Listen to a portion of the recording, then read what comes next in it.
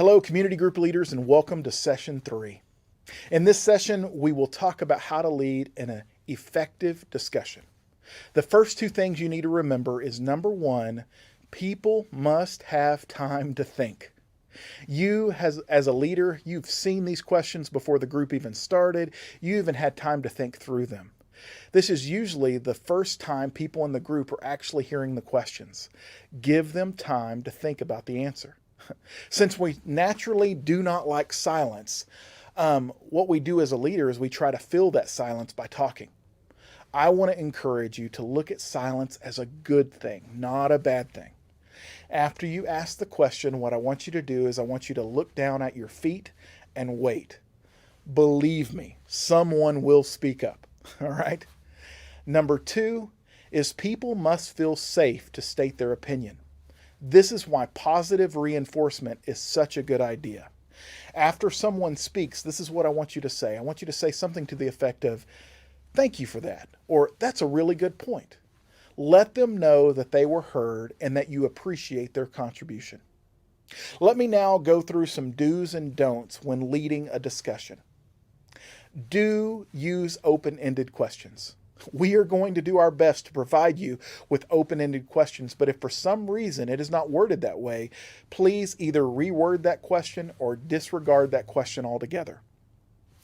Do minimize your talking. Remember, you are a facilitator, not a teacher. Your job is to create an environment where people feel heard, not just you. Do ask follow-up questions to people.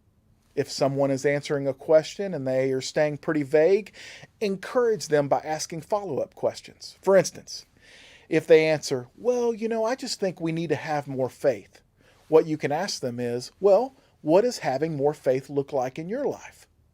Help them to own the material instead of just giving them the textbook answers. Do call on non-volunteers.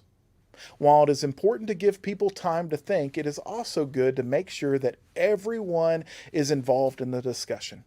Sometimes people are just waiting to be called on to answer. You can do this in a non-confrontational way by saying, "Scott, do you have something to add to what Laura said?"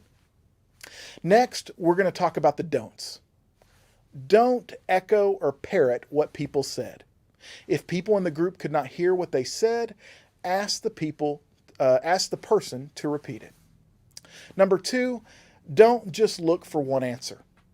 With open-ended questions, there should be multiple perspectives to be shared. With that, don't tell people they are wrong. The quickest way to shut someone down is to correct them in front of the group. Trust the Spirit to work through the group to lead them to a more correct view of a certain topic. Don't interrupt. I know it is your job as a leader to guide the conversation, but do it in a way that doesn't rudely interrupt what people are saying. And finally, don't give advice unless someone specifically asks for it. Sometimes we feel the need to throw in our 2 cents or to tell someone how to fix whatever problem they have. The discussion time is not the time to do that.